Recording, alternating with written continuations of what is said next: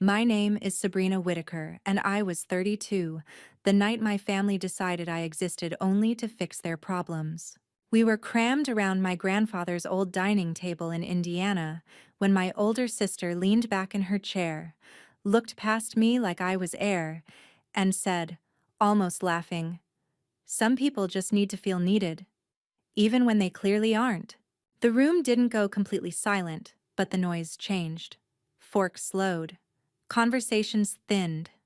It was like everyone agreed without a word that we were all going to pretend she wasn't talking about me while staring right at me.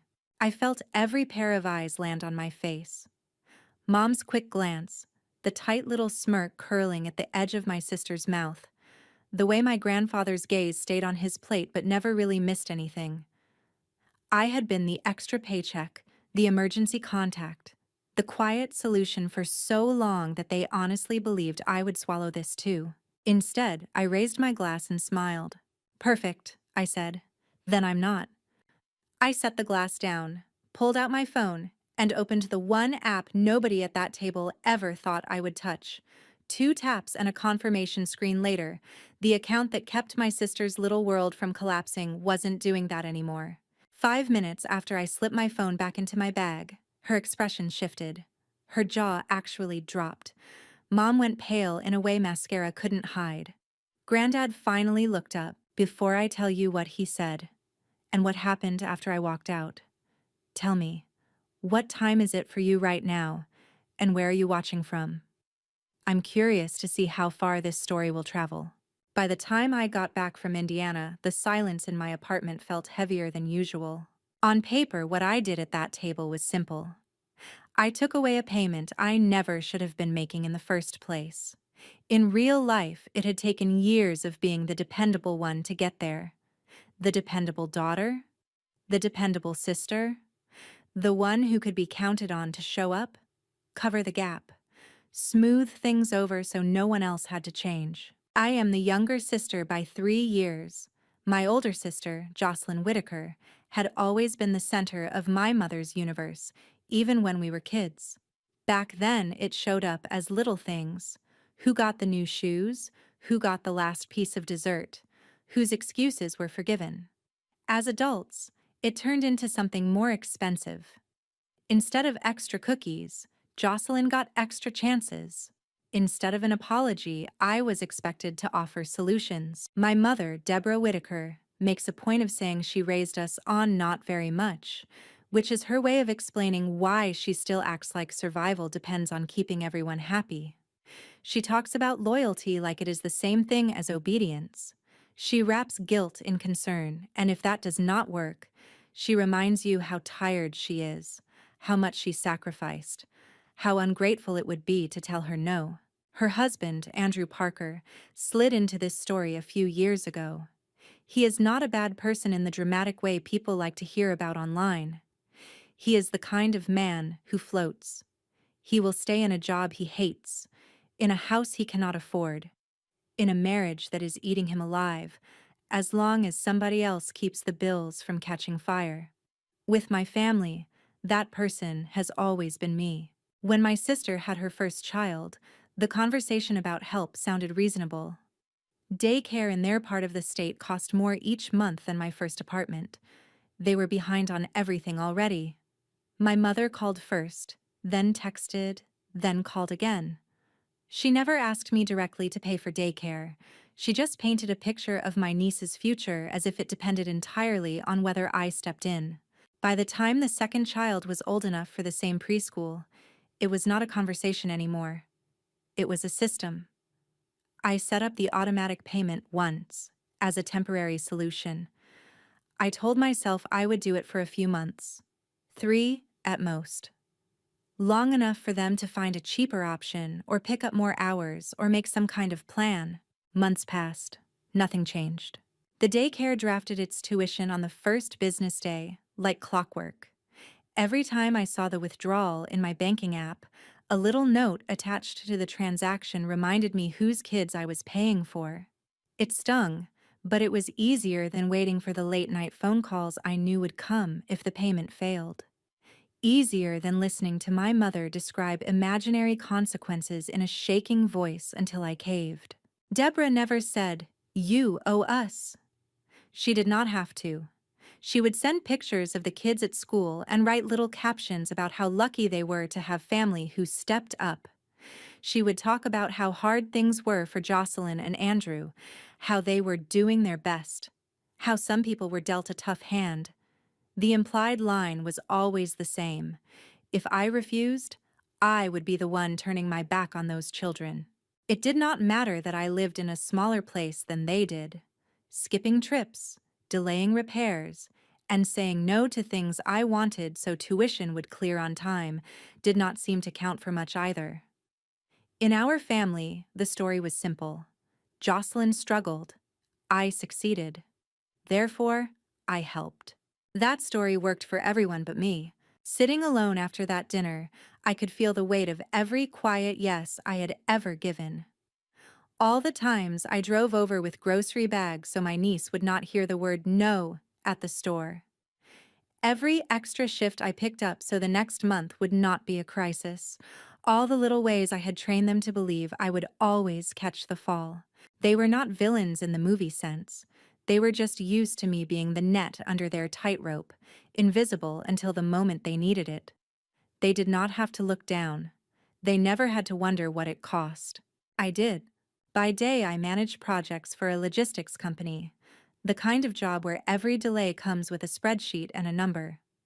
I know exactly how much an extra hour of overtime is worth, how long it takes to rebuild a savings cushion after you dip into it, how quickly one late payment can snowball into 3. I could track the daycare tuition in neat columns, see it stack up month after month, and still feel trapped by a story that said family meant paying first and asking questions later.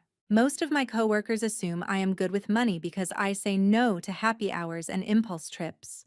They do not see me pausing over my own online cart, talking myself out of a weekend away or a replacement for the couch I have had since college.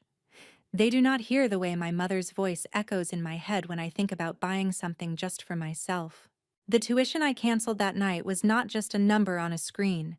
It was the line between being part of a family and being treated like an institution. When my sister made that comment at my grandfather's table, she did not see the hours of my life tucked into those payments. She did not see the dinners I skipped or the savings I postponed. She saw a resource. She saw a role. For years, I tried to pretend that was enough for me. The days after that dinner did not explode the way you would expect. Nothing dramatic happened in my living room. No one showed up at my door with tears or suitcases. The first wave came the way most things in my family do now, through my phone. My mother called before I even finished the drive back from Indiana. I let it ring. When she called again, I turned the volume down and watched her name light up the screen until it stopped. A few minutes later, a text came through, long enough that the preview cut off halfway. I did not open it. I already knew the rhythm. It would start soft, then sharpen. By the next morning, there was a stack of missed calls waiting for me, along with 3 new messages, all from her. One mentioned my sister's kids. One mentioned how thin the margins were for people who did not have my job. The last one asked what had happened to the girl who used to care about family more than money. None of them asked why I had been the one paying in the first place. I went to work on time, just like always. My projects did not pause for family drama. Shipments still needed to move. Drivers still needed route updates. Every time I set my phone face down on my desk, another vibration rolled through. I did not pick up. If I gave my mother even a sliver of space, she would wedge herself in and start rearranging the facts. Around lunch, I stepped outside, not to call her back, but to breathe. I scrolled through the notifications. Missed calls, voicemails, a new text. This time from my sister. She did not bother with greetings. Her first message was a paragraph of outrage, typed without commas, about how I had humiliated her in front of our grandfather. She said I had blindsided her. She said normal people did not make financial threats at family gatherings. She said she could not believe I would take it out on her children. I read it twice, not because I was shocked by what she said, but because it was so familiar. The same story, told again. She was the victim. I was the weapon. My refusal to keep paying was not a line, it was an attack. I did not answer. An hour later, a shorter message followed. It said, "You are not really going through with this." No question mark. Just a statement that assumed I would fold. For years, I had. I locked my phone and went back to my desk. The first voicemail I listened to that week was not from my mother or my sister. It was from my grandfather. His voice was slower than I remembered from childhood, but it carried the same careful weight. He said he did not want to interfere. He said he had watched things pile onto my shoulders for a long time. Then he added that sometimes the only way people learn to stand is when the ground under them stops feeling so safe. He did not tell me what to do. He did not ask me to explain myself. He just said he understood, and that was more shocking than any of the angry messages. That night, I finally opened one of my mother's texts. It was a wall of words. She described the kids' routines at school, how attached they were to their teachers, how a disruption could set them back. She reminded me how hard it had been for her when we were small. She wrote that she could not sleep thinking about what would happen if my sister lost their spot at the daycare. The whole thing was built to land on one line near the end. "I know you would never let it get that far." I stared at that sentence for a long time. It was not a request. It was a belief. In her mind, the situation was already solved because I was the kind of person who stepped in before the worst part. For the first time, I texted back something that did not fit the script. I wrote that I was not changing my mind. I wrote that I had helped for a long time, longer than I ever promised, and that it was time for them to find another plan. I did not explain beyond that. Every extra word would have become a tool she could use to pry. The reply came fast.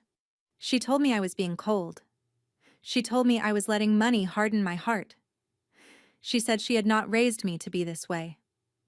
I put the phone face down again and let the message sit there, unanswered. A small bright square on the table. 2 days later, my sister raised the stakes. Until then, she had kept our argument in private channels.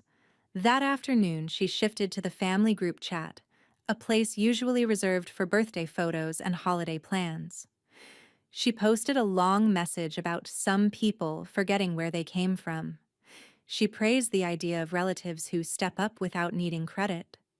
She never used my name, but she did not need to. Everyone in that chat knew who had stepped up and who had just stepped on. A few cousins reacted with little heart icons, more out of habit than conviction, I guessed. No one tagged me. No one asked for my side. For a few minutes, I felt 12 years old again, standing on the edge of a room while adults talked around me as if my presence made me part of the furniture. Then a second message appeared, this one from my grandfather. He did not write much. He never does. He simply replied under my sister's speech with a single sentence. "Sometimes loving your family means letting them learn on their own." The chat went quiet after that. I put my phone away and sat with the strange feeling of having someone on my side, even quietly, even from a distance. By midweek, I went to work, kept trucks and timelines moving, then came home and set my phone on the counter like it might go off in my hands. The screen lit up with names I knew by heart. I let each call roll to voicemail without hearing my mother's voice. She did not get quieter. One message focused on the grandchildren. Another on how hard it was for my sister to juggle everything. A third on what people would think if the children had to change schools. Different words, same point. I was supposed to fix this. My sister stayed silent for almost 2 days. Then, on a Thursday afternoon, she sent a short message that did not look like the others. "We need to talk. Today. In person." There was no apology, no hint of compromise, just urgency. I stared at it in the glow of my computer screen and tried to decide whether meeting her was a mistake.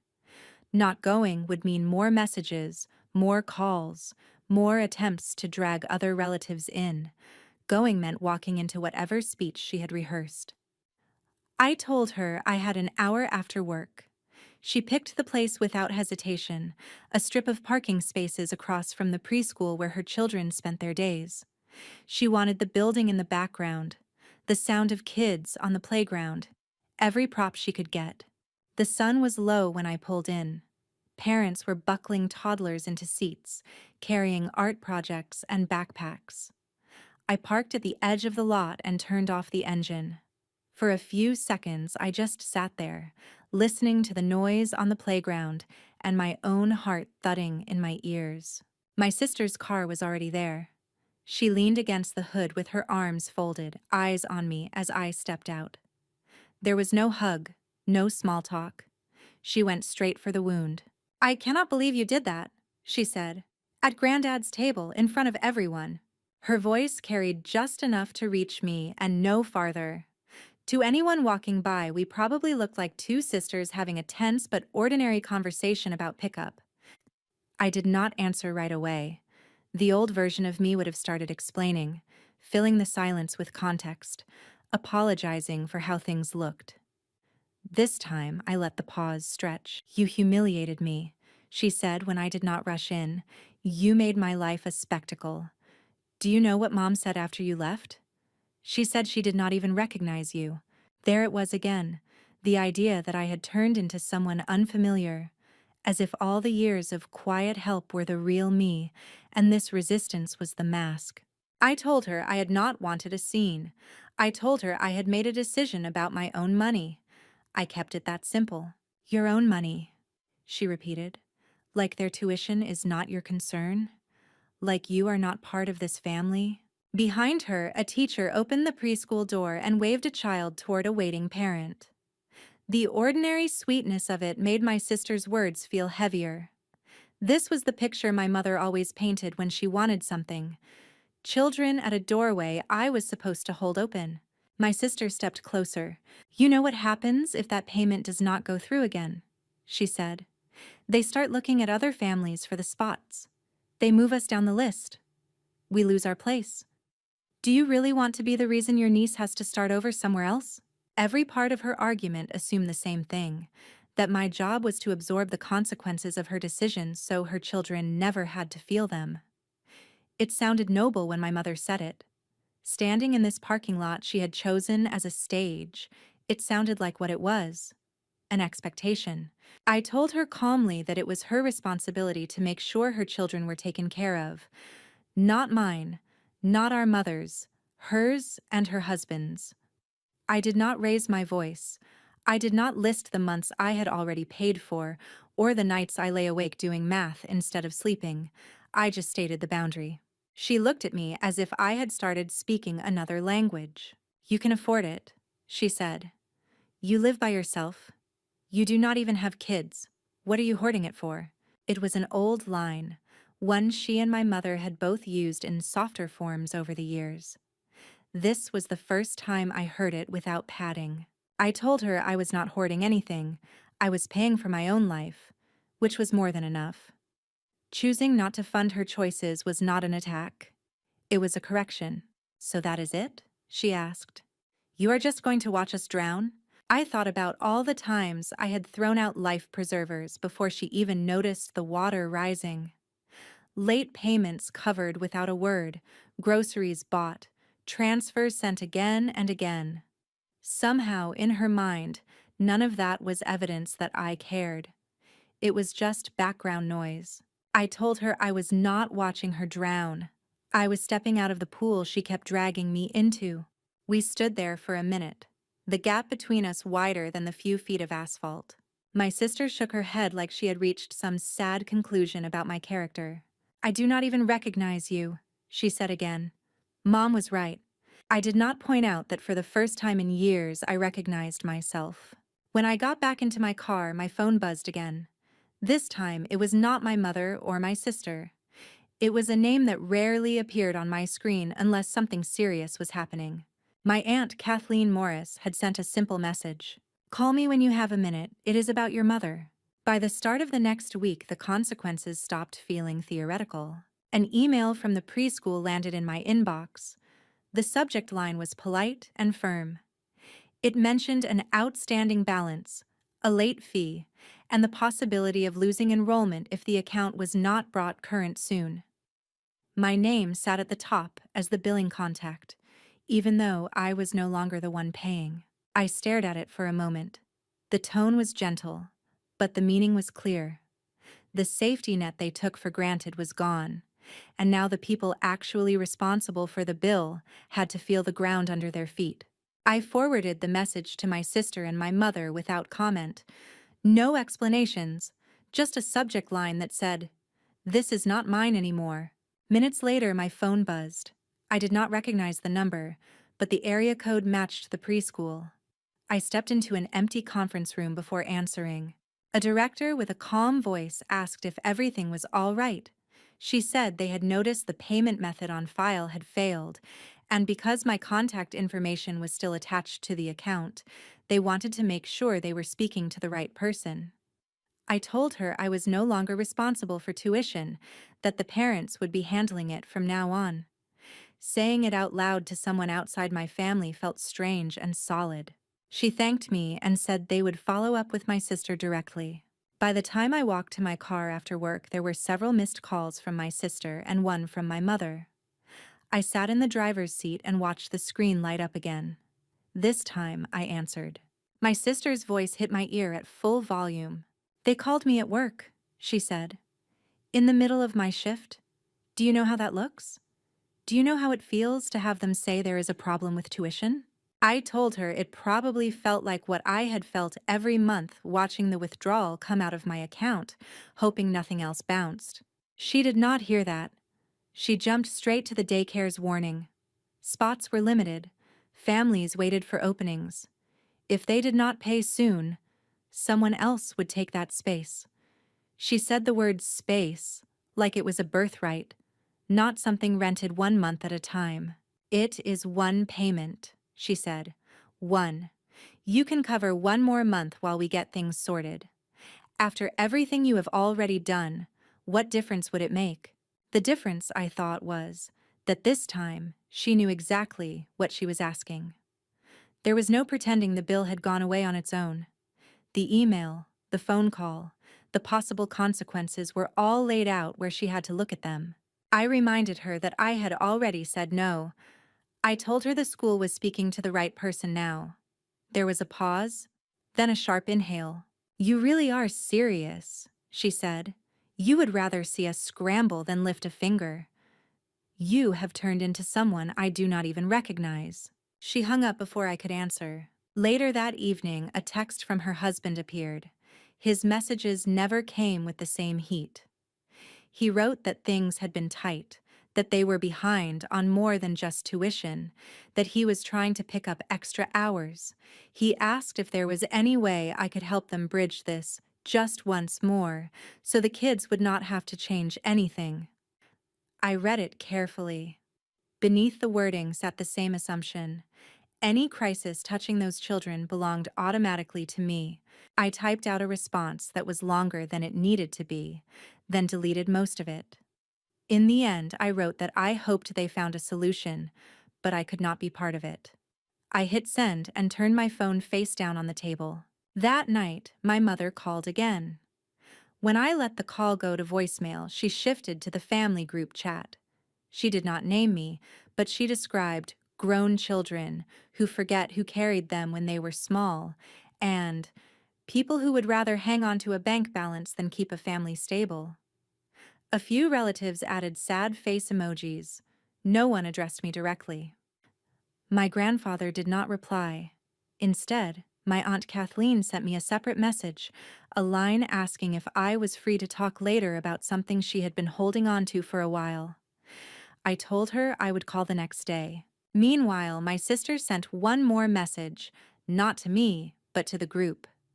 She said they were looking into legal options and that they would do whatever it took to protect their children.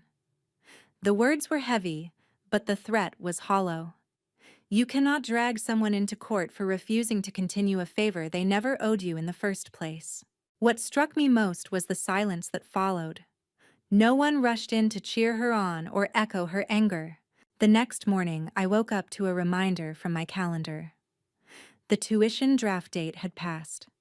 For the first time in nearly 2 years, there was no matching withdrawal from my bank account. I made coffee, sat at my kitchen table, and opened my budgeting spreadsheet. The numbers were not dramatic. There was no fortune, just breathing room. Enough to fix the slow leak under my sink without planning it 3 paychecks ahead. Enough to think about a weekend away without hearing my mother's voice in the back of my mind accusing me of selfishness. Somewhere across town, my sister was confronting a different set of numbers, a due balance instead of an invisible gift, a deadline she could not push onto me, a choice between cutting back, picking up more work, or facing the change she had been using as a threat. For the first time, I was not standing between her and the impact. Next evening, I called my aunt. Kathleen answered before the first ring finished, like she had been waiting with the phone in her hand. After a quick hello, she asked if I was alone. When I said yes, something in her voice shifted. "I do not want to stir things up," she said, "but I cannot keep watching this. You should know why your mother is so determined to lean on you." I told her to go ahead. "Last fall," she said, "your mother asked me to come over and help her sort mail. There was a pile of unopened envelopes on her table. One of them was already open when I got there.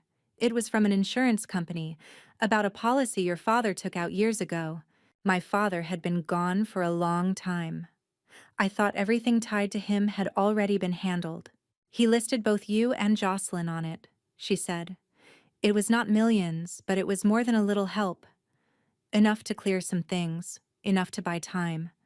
The letter spelled out both shares. Your mother had already signed the back of the check. My stomach dropped. I asked why no one had told me. "Because she told me not to," my aunt said. "She said if you knew about it, you would insist on doing something practical with it. She said that would make you the villain for not letting her take care of her girls in her own way. She promised she would use part of it for the kids and save the rest." The picture formed quickly. A policy meant for both daughters. A check cashed quietly. Phone calls to me afterward, full of empty hands and urgent needs. "Do you know how much it was?" I asked. She named a figure. It was not life-changing, but it was solid. Enough to pay more than a year of preschool tuition. Enough to wipe out the balance on the credit card my mother always described as a monster. Enough to make all those midnight calls to me unnecessary. "What did she actually do with it?" I asked. "I know she put some in the bank," my aunt said. "I saw deposit slips. I saw a few upgrades around her house. I heard her say she could finally breathe, but I also listened to her still talk about how she had nothing, how she needed you to keep stepping in." That is when I started to feel sick about staying quiet. Kathleen paused. "When you spoke up at your grandfather's dinner," she said, "I watched your mother's face. She did not just look shocked that you stopped paying. She looked afraid you had found out." Her words rattled around in my chest, colliding with every memory of my mother sobbing over bills she swore could not be faced without my help. Those calls had come after the check, not before. "Why tell me now?" I asked. "Because she crossed a line," my aunt said simply. "It is one thing to accept help. It is another to hide money that was meant for you, and then call you heartless when you draw a line. I could not sit through another visit listening to her tell everyone how cold you are, and say nothing." I thanked her. She apologized for waiting as long as she had. When we hung up, the air in my apartment felt different. I sat on my couch for a long time with the phone in my hand, weighing whether to call my mother. Letting it sit meant living with a new level of resentment every time her name lit up my screen. Saying nothing would keep the peace she liked, the kind where I swallowed everything. In the end, I pressed call. She answered on the second ring, already mid-sentence. "If this is about the tuition," she began, "I hope you are ready to be reasonable. Your sister is falling apart. The children." "This is not about tuition," I said. "This is about Dad." The silence on the line was instant. I talked to Aunt Kathleen, I said. She told me about the policy, about the check with both our names on it, about you signing it and keeping the money to yourself while telling me there was nothing. When my mother finally spoke, she did not deny it. She slipped straight into defense. I did what I had to do, she said. Your father trusted me to manage things. That money would have disappeared if I had handed it over. You have no idea how fast it goes when you are drowning in bills. I told her I knew exactly how fast money moved. I had been watching it drain out of my account every month to cover tuition she insisted she could not manage. She said she had used some of the money to catch up, to fix things around the house, to make sure there was a stable place for her grandchildren. She said I would have spent it on myself and regretted it later. You had more than a year, I said. In that time, you let me believe you had nothing. You let me carry your fear for you. You let me pay for something you could have handled yourself, at least for a while. And you called me selfish when I stopped. She said I was blowing things out of proportion, that I was ungrateful, that I did not understand how hard her life had been. She reached for old stories about her childhood, her struggles, all the ways the world had mistreated her, as if they were a shield she could hold up against any question. Listening to her, I felt something click into place. This was not a mistake she regretted. It was a pattern. A story in which she was always the exhausted hero and everyone else was either a burden or a resource. For years, I had tried to be the good daughter inside that story. On the phone that night, I realized I did not have to stay in it. Weeks later, the new version of my life did not feel dramatic. It just felt quieter. My mother kept trying to pull it back to what it had been. At first, she called every day, then every few days. Her voicemails swung from anger to tears. I stopped pressing play. I let the icon pile up, then deleted everything without listening through. My sister did not call at all. The next update I got came from my aunt. One afternoon, Kathleen sent a picture of a note taped near the preschool office. A spot was opening for a child on the wait list. My niece's name was not there anymore. Through family talk that drifted my way, I pieced things together. My sister had pulled both kids out and moved them to a cheaper center across town. The new place did not have bright murals or enrichment programs. It had long hours and lower fees. My mother called it a disaster. To me, it looked like what it always should have been, a choice matched to their income instead of mine. Other parts of their life shifted too. My sister traded in her car, picked up weekend shifts, and leaned harder on my mother for childcare. It was just what happens when reality stops being padded by someone else's wallet. I was not there for their arguments. I did not see the moment my sister understood that no one was coming to pick up the next bill. When my grandfather wanted everyone together, he started choosing his own house or a restaurant instead of my mother's. At one of those gatherings, he pulled me aside near the fence while kids ran circles in the yard. I am proud of you, he said. It is hard to let people carry what is theirs. The last time my mother and I spoke face to face, she came to my building without warning and stayed on the sidewalk. She said she wanted to clear the air. What she meant was that she wanted the story rewritten with her as misunderstood, and me back in place as the dependable one. She said she was sorry if I felt hurt. She said she had only kept the insurance money to protect me from myself. She said using it on her house and comfort counted as taking care of the family. She never called it mine. She never connected it to the months she had cried about having nothing. Listening to her, I could feel the old gravity of our roles tugging at me. If I accepted her version, everything that happened would shrink into one soft misunderstanding, something we were both supposed to move past without naming. I told her I loved her. I also told her I was finished being her first option when life felt unfair. I said I would not talk about her money or my sister's money with her again. If she wanted to call me, it would have to be about something that did not end in a request. She warned me I was cutting myself off from my own blood. She said one day I would need them, and they might remember this. She said I was choosing money over love. The words landed quietly. I had already spent years choosing their comfort over my own peace. When she drove away, the quiet that settled over my apartment felt different from the silence I used to dread. It did not feel like being frozen out. It felt like having a room that finally belonged to me. I changed the settings on my phone so certain numbers go straight to voicemail. I stopped opening every notification in the family chat. I started saying yes to small things I used to cancel on myself.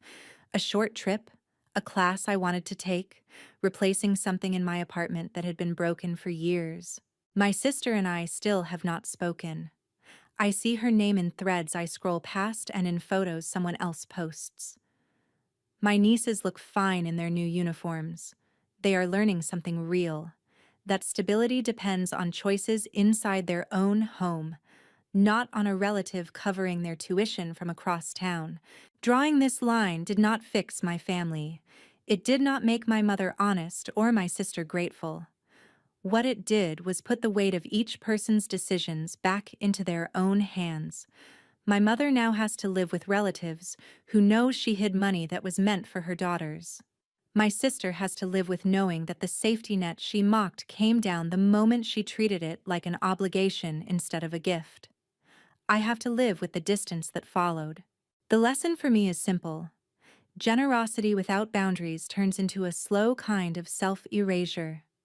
Help is not the same as surrender. Support is not the same as letting people outsource every consequence. If you were raised on the idea that love means never saying no, ask yourself what disappears when you keep saying yes.